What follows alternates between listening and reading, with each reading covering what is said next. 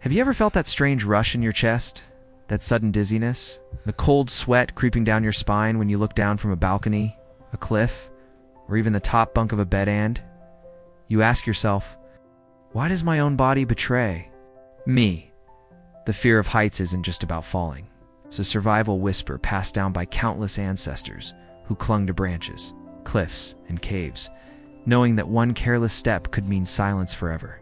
And even though we live in cities, now, with glass elevators and rooftop bars, the mind still remembers the old dangers that shaped us.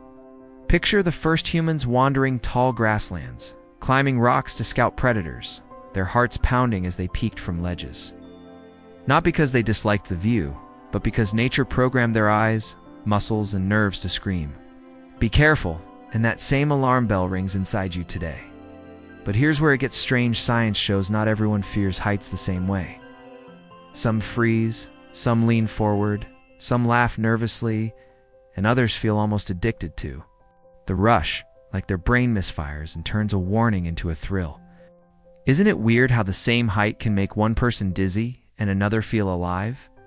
Researchers believe it has less to do with the height itself and more with how your inner ear, your balance system, your brain's ancient fear circuits, and even your imagination work together, sometimes against you.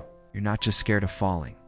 You're scared of what if, the mental movie of tumbling, crashing, and losing control. That what if is powerful. It hijacks your senses.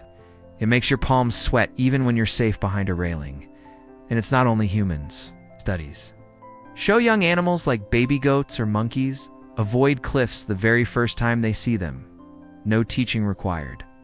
Almost like the earth itself has written a warning sign into their blood. Now, think about this. We build skyscrapers taller every decade. We strap into roller coasters and we even pay to skydive, all while carrying the same old panic wired into us. And maybe the secret is, we're not just afraid of heights, we're fascinated by them, drawn to the thin line between safe and danger, life and death.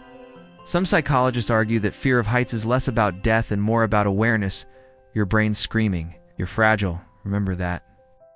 That's why people describe it as thrilling, beautiful, and terrifying all at once.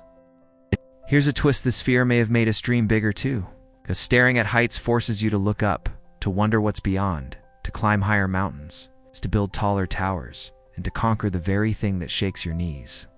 So the next time your stomach flips at the edge of a roof, or your breath stutters on a high bridge, don't see it as weakness. See it as proof.